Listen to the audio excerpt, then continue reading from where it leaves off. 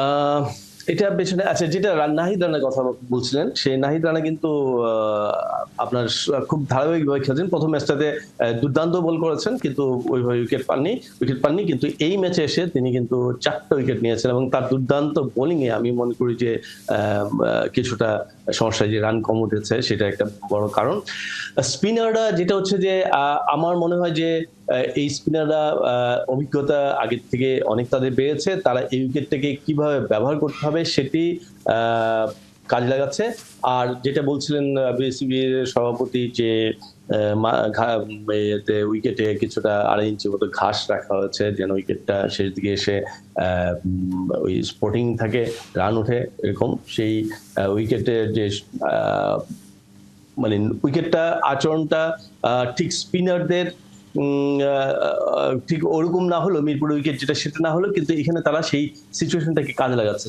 উইকেটের যে কন্ডিশন, সেই কন্ডিশনটাকে তারা কাজে লাগাতে পারছেন, সেটা বোধহয় একটা বড় কারণ। এবং আমরা দেখছি যে স্পোর্টিং উইকেট বলেই আমার ধারণা যে এখানে সবাই ভালো সুবিধা পাচ্ছেন। বোলাররা, শুধু পেসাররা না, স্পিনারও এখানে সেটাকে কাজে লাগাতে পারছেন। নিঃসন্দেহে Nahid Rana player of the match হয়েছেন। আপনি যেটা বলছিলেন যে দুর্দান্ত বোলিং করেছেন, এবং একই সঙ্গে ধারাবাহিক বেশ তিনি।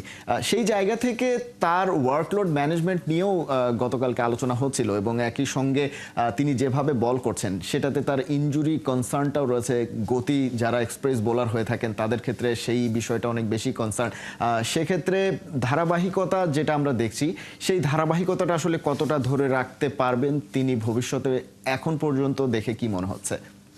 না, আমার মনে হয় যে ফাস্ট বোলার যারা, তারা তো আমরা জানি ইতিহাস আছে যে ফাস্ট বোলাররা ইনজুরি বেশি হয় তাদের, এবং তাদেরকে খুব সাবধানে চলতে হয়, ওয়ার্কলোড ম্যানেজ করে চলতে হয়। এবং নাহিদ রানা যে পারফরমেন্স করছেন, আমার ধারণা যারা তার সঙ্গে যারা টিম ম্যানেজমেন্টে যারা আছেন, তারা নিশ্চয়ই এই জিনিসটা তার দেখবেন। একটি ব্যাপার হচ্ছে বাংলাদেশের পেসারদের ক্ষেত্রে, একটি ব্যাপার হচ্ছে যে অন্যান্য দেশে যখন প্লেয়াররা নার্সিং হয়, বড় বেড়ে ওঠেন, সেই সময়টাতে তাদের যে ফিজিক্যাল যে ফিটনেসটা দরকার, তাদের মাসলগুলো যেভাবে যে ধরনের ইয়ে করলে মাসলগুলা ওই শক্তিশালী হয়, এই মানে ফাস্ট বোলারদের উপযোগী হয়, সেই ধরনের কিন্তু তাদের একটা প্র্যাকটিস থেকে তারা প্র্যাকটিস করেন। সেটা তাদের খাদ্যাভ্যাসে, সেটা তাদের জীবনাচারে, সেটা তাদের প্র্যাকটিসে হয়, ফিটনেস ট্রেনিং এ সেটা গড়ে ওঠে। আমাদের সেই ঠিক ওইভাবে আমাদের প্লেয়াররা ছোটবেলা থেকে গড়ে ওঠেন না।